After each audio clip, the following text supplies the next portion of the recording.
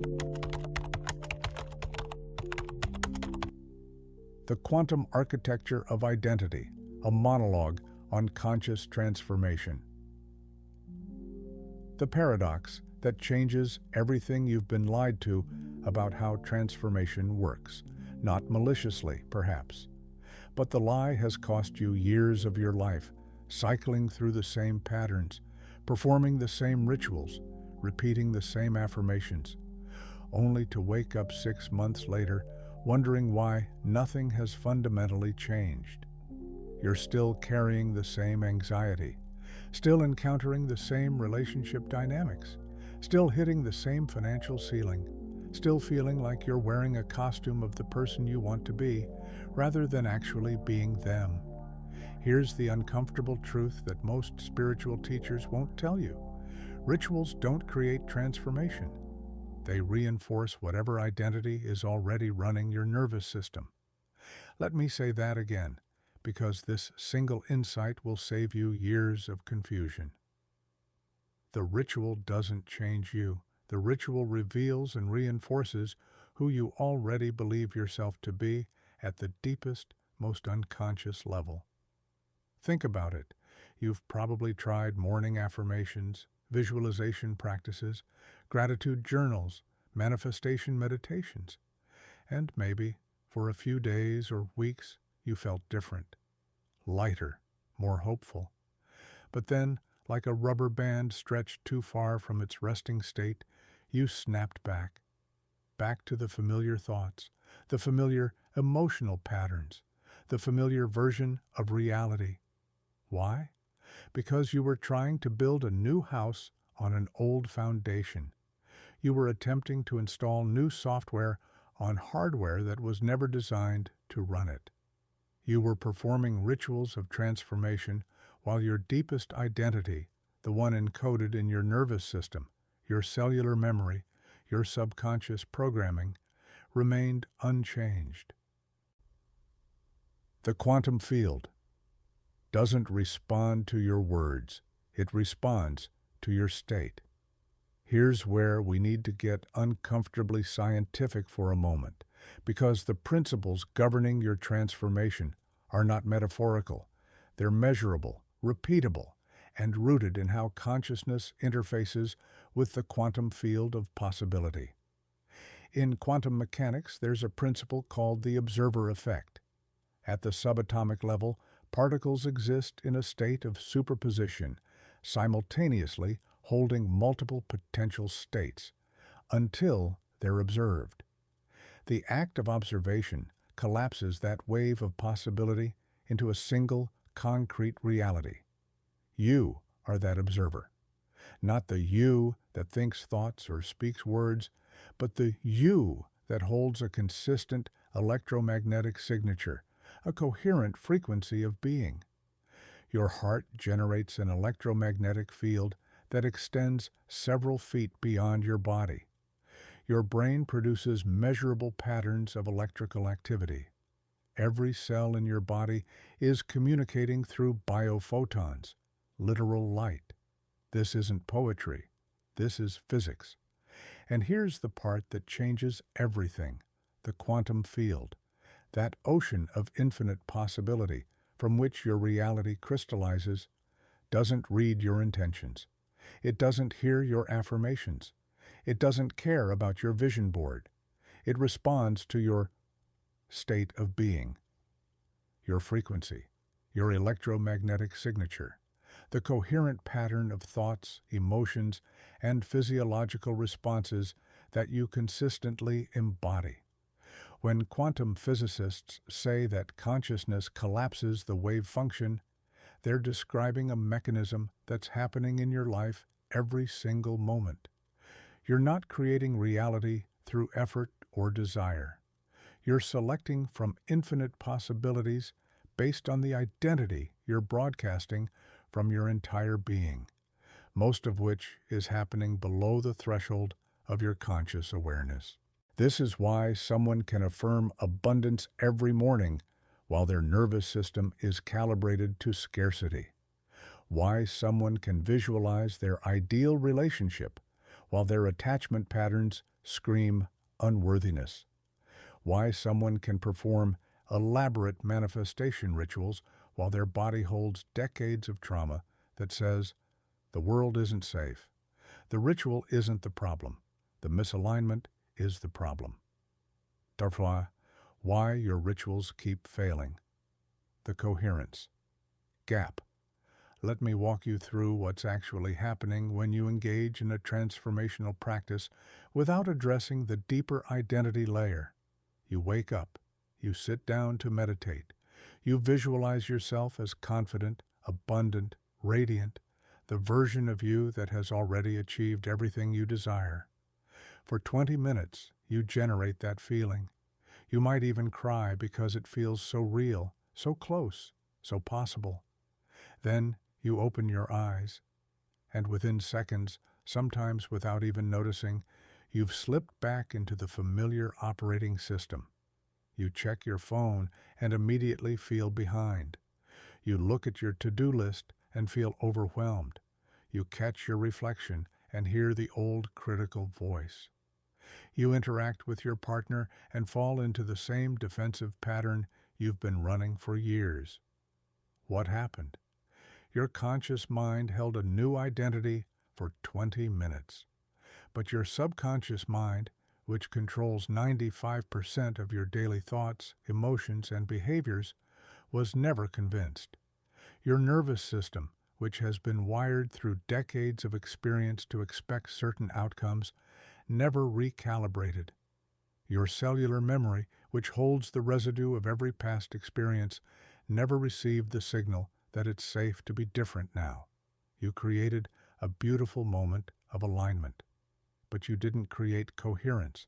Coherence is when every level of your being, your conscious thoughts, your subconscious beliefs, your emotional patterns, your physiological responses, your behavior, your environment, all broadcast the same identity.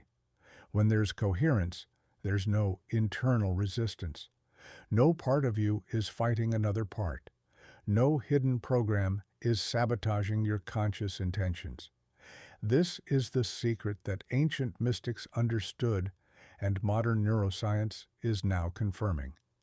Transformation happens not through effort, but through coherence. Not through addition, but through integration.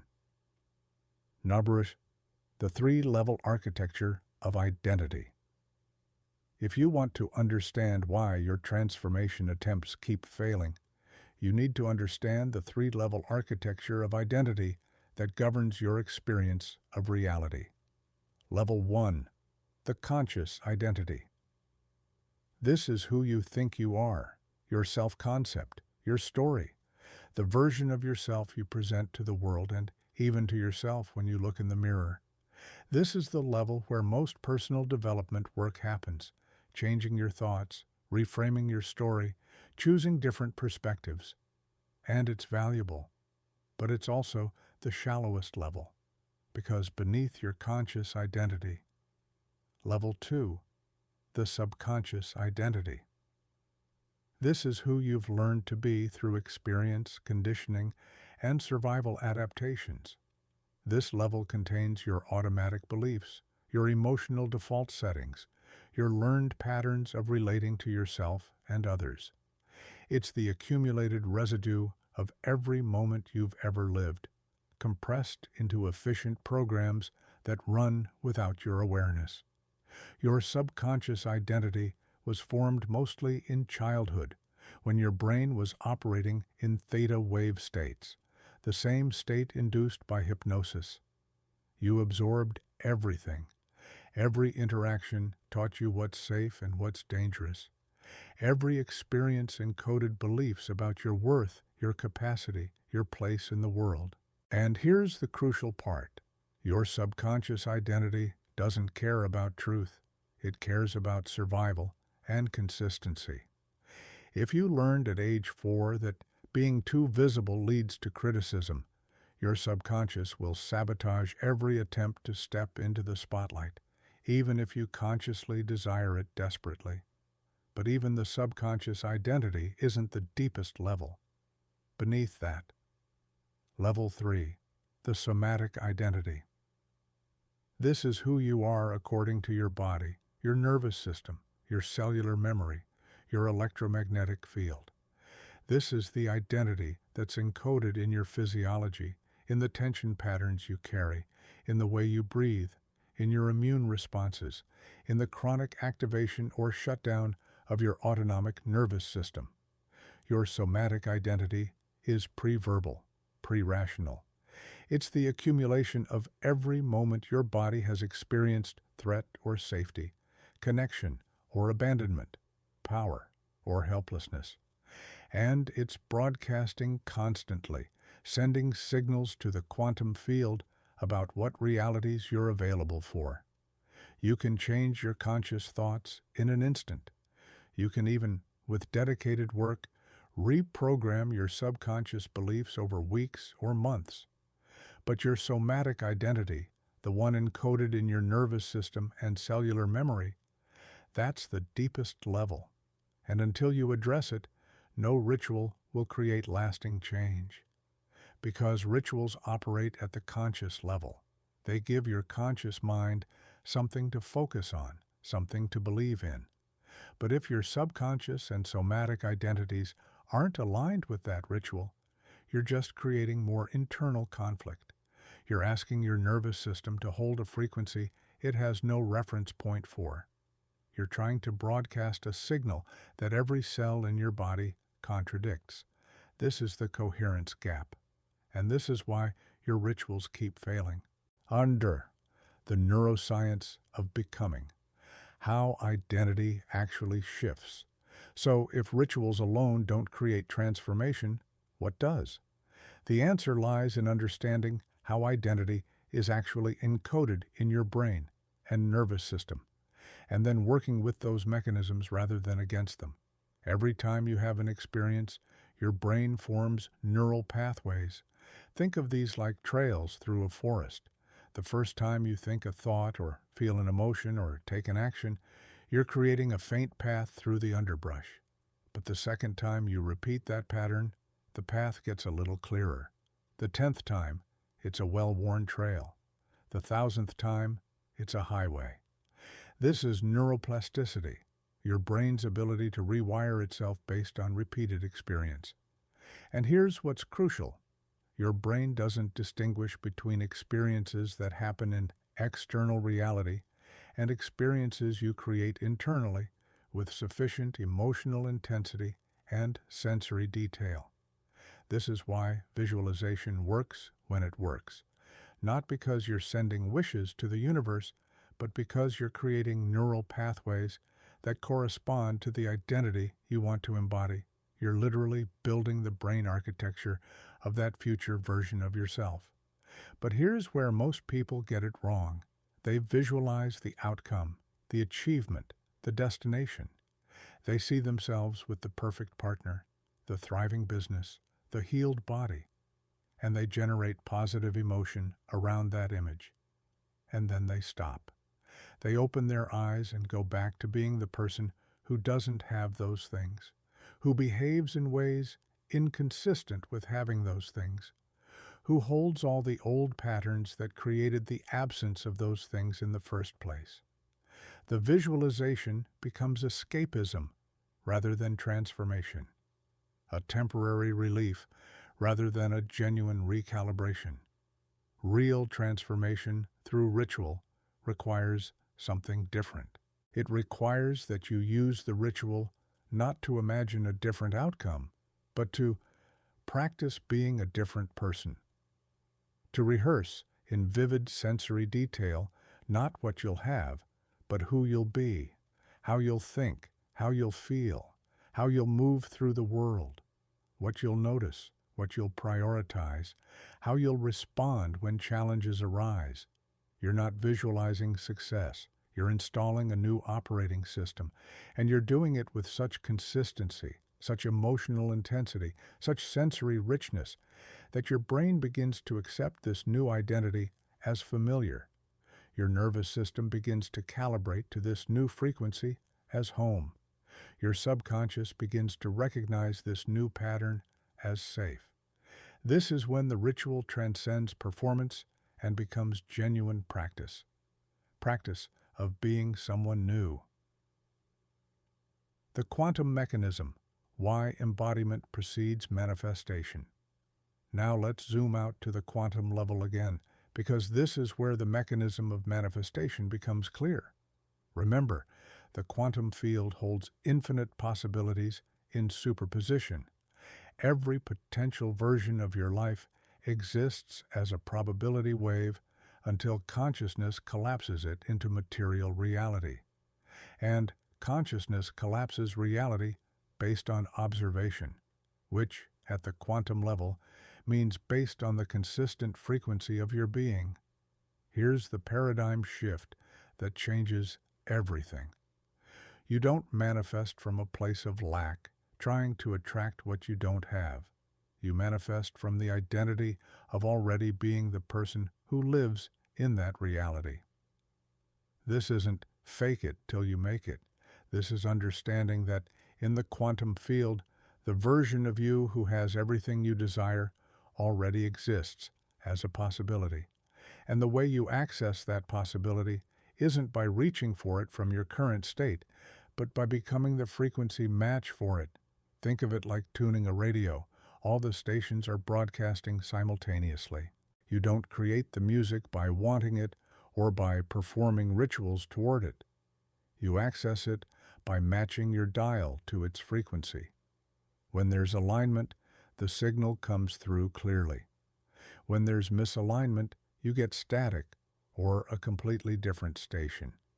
Your rituals should be frequency tuning mechanisms, not efforts to attract what you lack, but practices that calibrate you to the identity that already has what you desire. Not reaching toward a future, but embodying a present that already exists in the field of possibility. This is why the most powerful manifestation practices focus on feeling states rather than specific outcomes, because your emotional frequency is your tuning dial. When you can generate the feeling of worthiness without external validation, you tune to realities where your worth is reflected. When you can embody abundance before seeing evidence of it, you tune to realities where abundance is your natural state. When you can hold the frequency of love without needing it from outside, you become a magnet for relationships that match that frequency. But, and this is crucial, you can't generate these feelings through force or pretense. Your body knows the difference between genuine states and performed emotions. Your nervous system can't be fooled by affirmations that contradict your somatic truth. This is why the inner work is non-negotiable. This is why you have to address the trauma, heal the wounds, integrate the shadow, reprogram the subconscious patterns. Not to become worthy of your desires, but to remove the static that's preventing you from tuning to the frequency where your desires already exist. The shadow side of rituals. When practice becomes spiritual. Bypassing. Before we get into the practical application, we need to address something that most manifestation teachers won't talk about, the shadow side of spiritual practices. It's possible to use rituals not for genuine transformation, but for avoiding the very work that would actually create change. It's possible to meditate as a way of escaping difficult emotions rather than processing them, to visualize future abundance as a way of avoiding present financial reality, to affirm love while never addressing the attachment wounds that prevent intimacy. This is spiritual bypassing, using spiritual practices to avoid psychological and emotional work. And it's insidious because it looks like transformation.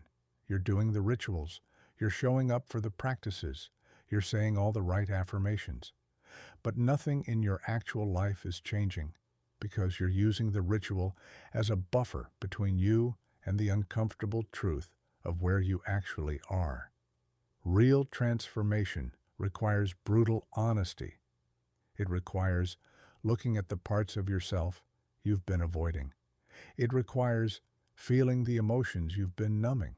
It requires acknowledging the ways you've been complicit in creating the reality you say you want to change. Your rituals should bring you into deeper contact with yourself, not provide an escape from yourself. They should reveal where you're misaligned, not obscure it with positive thinking. They should create enough safety and coherence that you can finally face what needs to be faced, feel what needs to be felt, and integrate what's been fragmented. If your practice makes you feel good but nothing in your external reality changes, you're probably bypassing. If your practice creates temporary relief, but the same patterns keep recurring, you're probably avoiding. If your practice becomes more important than your actual life, you've made it a replacement rather than a catalyst. The ritual is not the destination. The ritual is the vehicle. And if the vehicle isn't taking you anywhere new, it's time to examine not the vehicle, but the fuel you're putting in it, which is your genuine willingness to change, to face yourself, to release the identity that's kept you safe but small. The daily architecture of identity transformation. So, what does genuine transformational practice actually look like? How do you use rituals not as performance or escape, but as genuine tools for identity recalibration? Here's the framework I've developed through years of working with thousands of people through quantum consciousness shifts. Morning identity installation. Your morning practice should not be about motivation or positive thinking. It should be about installing the neural architecture of your new identity before the day begins demanding that you be your old self. Sit quietly, not to escape or transcend, but to become present to yourself. Feel your body.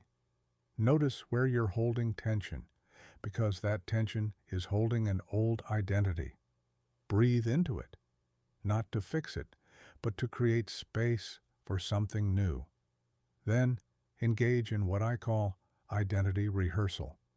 Close your eyes and drop into a deeply relaxed state, alpha or theta brainwaves, where your subconscious becomes more accessible. Now, don't visualize outcomes. Instead, step into the lived experience of being the person who already is what you're becoming. If you're becoming someone confident, don't picture yourself giving a great presentation. Instead, feel in your body what confidence feels like. How does a confident person breathe? How do they hold their posture? What thoughts move through their mind? How do they respond when challenged? What do they notice in their environment? Make it sensory, make it detailed, make it embodied. You're not imagining a fantasy, you're rehearsing a reality. You're building neural pathways. You're teaching your nervous system what this new identity feels like, so that when you encounter opportunities to embody it during the day, your system recognizes it as familiar rather than foreign. Do this for at least 15 minutes, but the longer the better. You're not trying to force or manufacture feelings. You're allowing yourself to access a version of you that already exists in the quantum field and bringing it into your body as lived experience. Midday, pattern interruption. Here's where most people lose their transformation. They do a beautiful morning practice, then spend 12 hours unconsciously running their old programs. Every time you react from the old identity, you strengthen those neural pathways.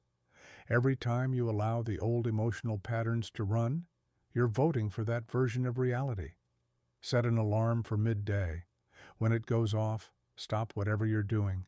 Take 3 deep breaths and ask yourself, who am I being right now? Is this the identity I'm practicing, or have I slipped back into the old operating system? Notice without judgment. This is crucial. If you judge yourself for slipping back, you create shame, and shame reinforces the old identity. I'm someone who can't change. Instead, simply notice, I've been operating from fear for the past 3 hours. Interesting. Then, in real time, with your eyes open, with the world around you, make a micro adjustment. Take a different breath. Adjust your posture. Choose a different thought. Respond to the next person you encounter from the new identity instead of the old one. These micro adjustments compound. Every time you catch yourself and choose differently, you're strengthening new neural pathways and weakening old ones. You're teaching your nervous system that the new identity isn't just something you access in meditation. It's something available in the messy reality of your actual life. Evening, integration and recalibration. Your evening practice should be about integration, not review of your day from the perspective of judgment, I failed again, but metabolization of your experience from the perspective of learning. Sit with your journal. Write about the moments today when you successfully embodied the new identity, even if just for seconds. What did it feel like? What circumstances supported it? What made it possible? By writing about these moments, you're reinforcing the neural pathways and teaching your brain to recognize and repeat them. Then write about the moments you slipped back into old patterns, not from self-criticism, but from curiosity. What triggered the old pattern? What need was it trying to meet? What would the new identity have done differently?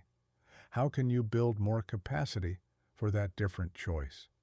Finally, and this is essential, complete the day with a gratitude practice, but not the generic, I'm grateful for my health, my family, my home list. Instead, generate gratitude for who you're becoming. Feel genuine appreciation for your commitment to transformation, for the moments you chose differently, for your willingness to face uncomfortable truths, for the version of you that's emerging.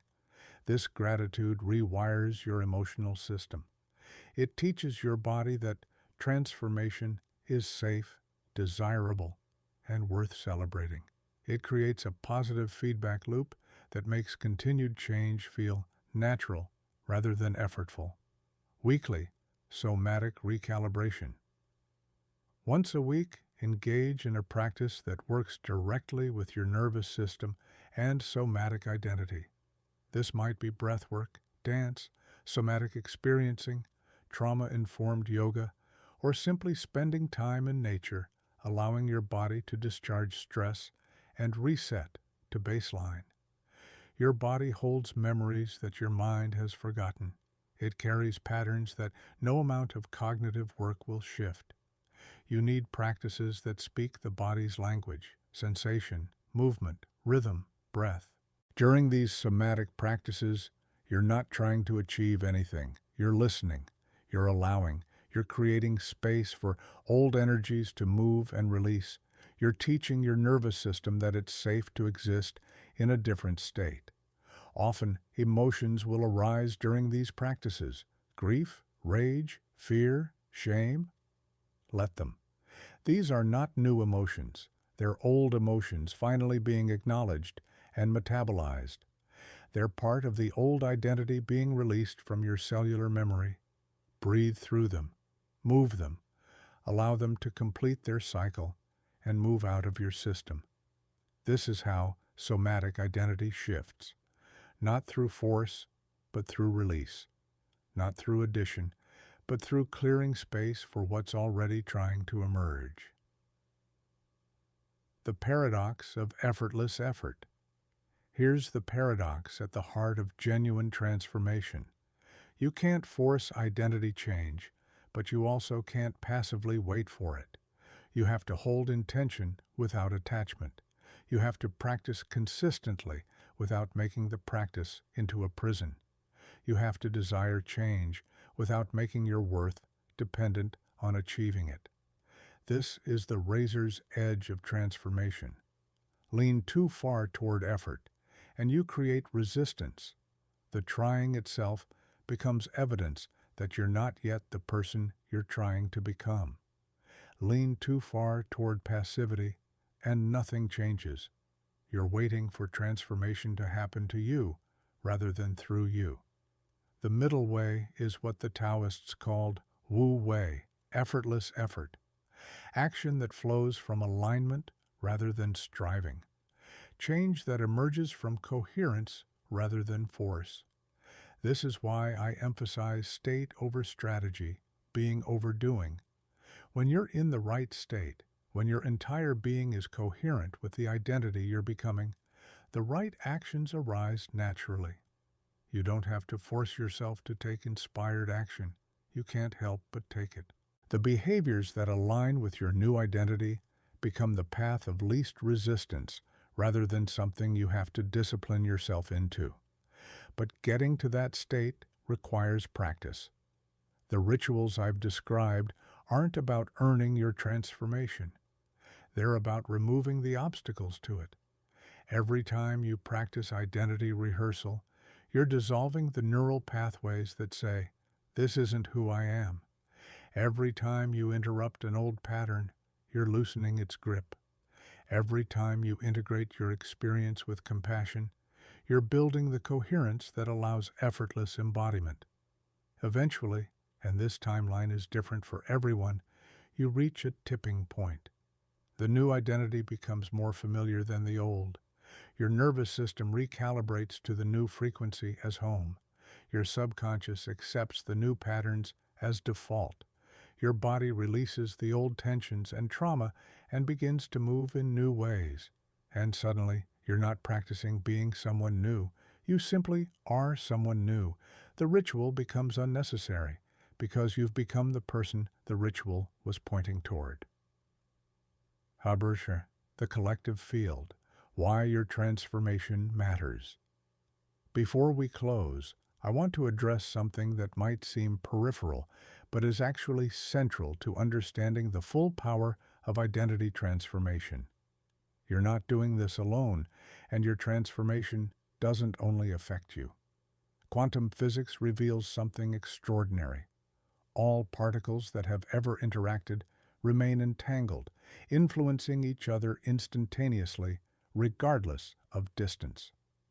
At the human level, this manifests as what Rupert Sheldrake calls morphic fields, collective consciousness fields that influence individual behavior. Every time you shift your identity, you're affecting the collective field. You're making it easier for the next person to make a similar shift. You're adding your frequency to the collective resonance of humanity.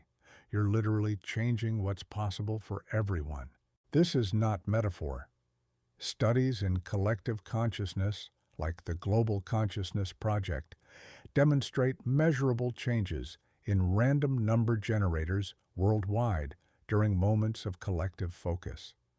Your personal transformation ripples outward in ways you'll never fully know. When you heal your relationship with scarcity, you make abundance more accessible in the collective field.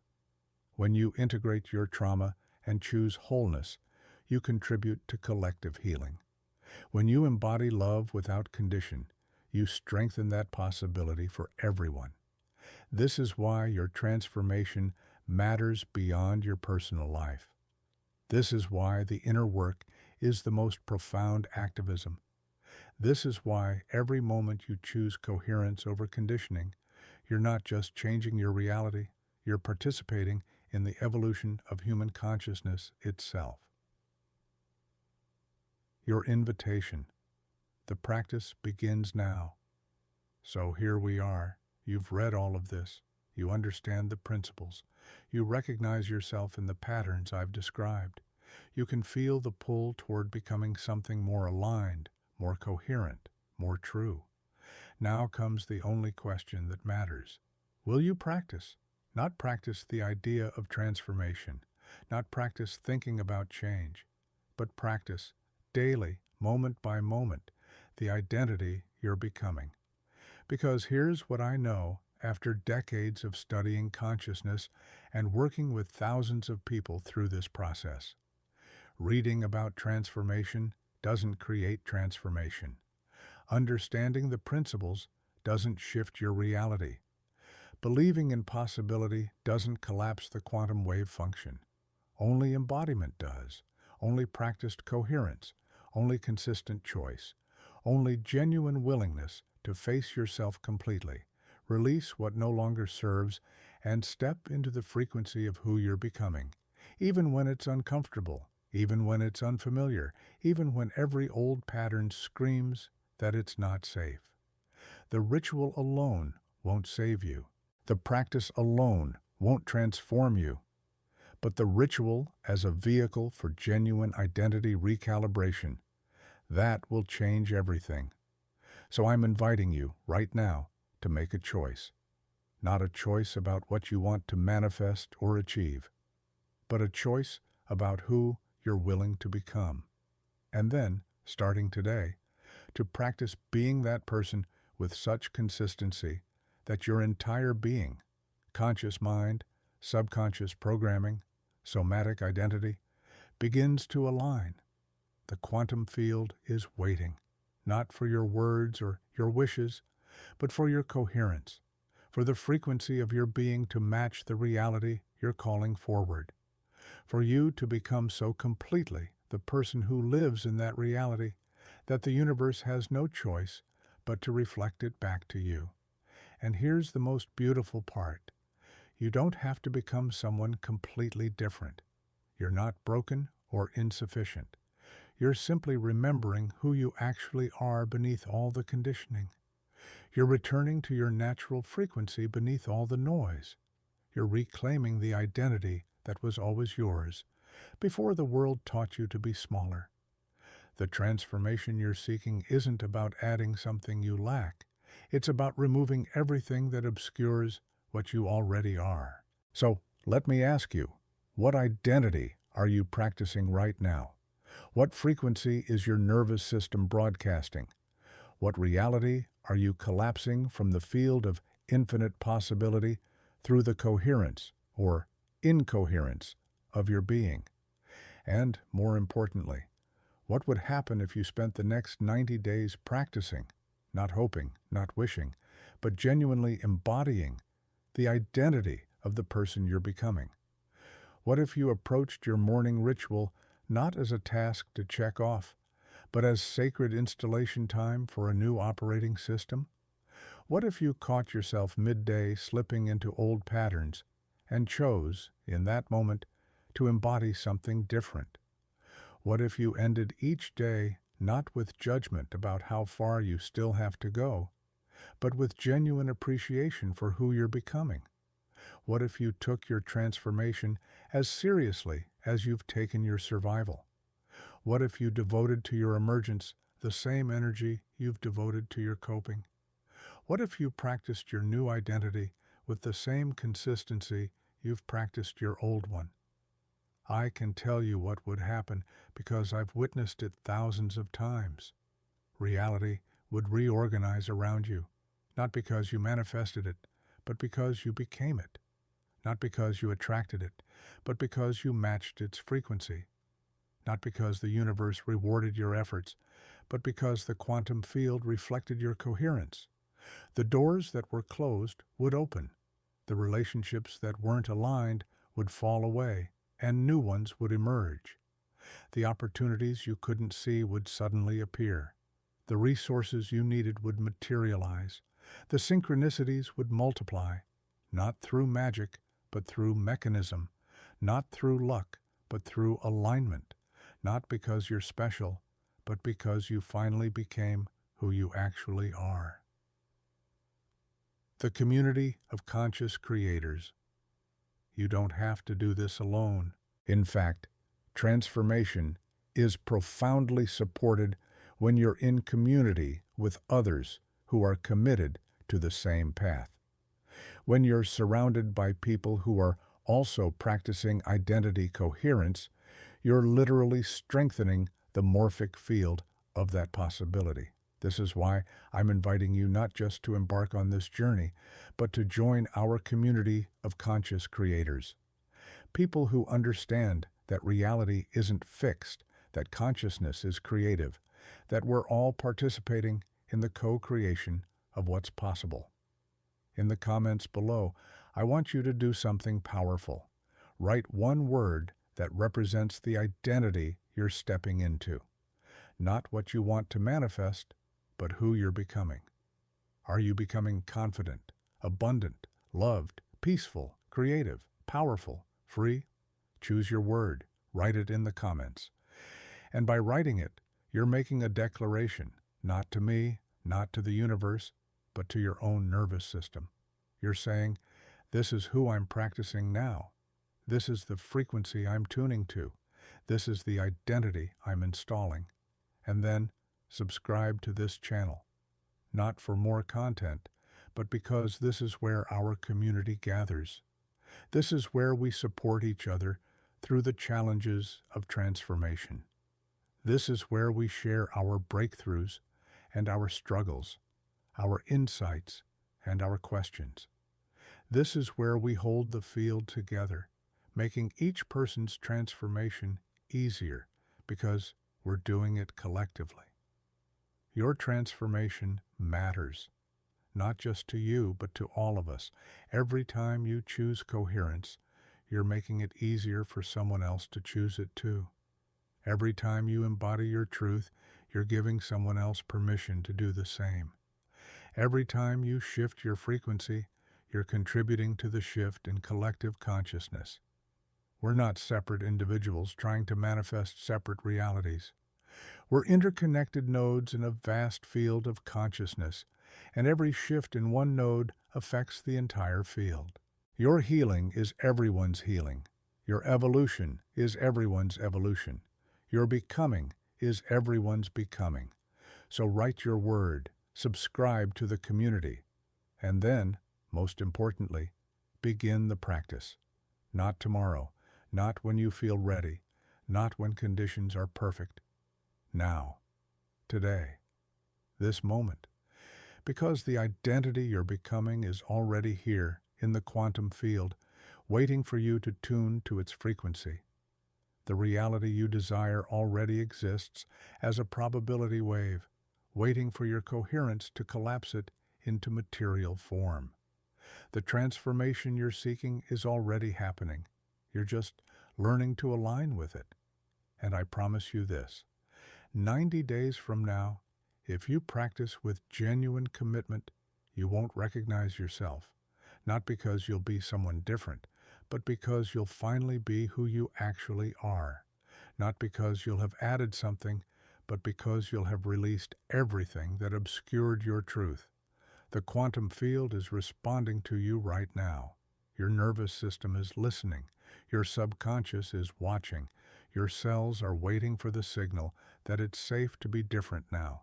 Give them that signal. Begin the practice. Step into the frequency. Become the identity. And watch as reality reorganizes itself around the truth of who you're becoming. The transformation isn't coming. The transformation is here. You're not waiting to become someone new. You're remembering who you've always been. Welcome home. Now, write your word below, subscribe to our community, and let's do this together. Your quantum shift begins now.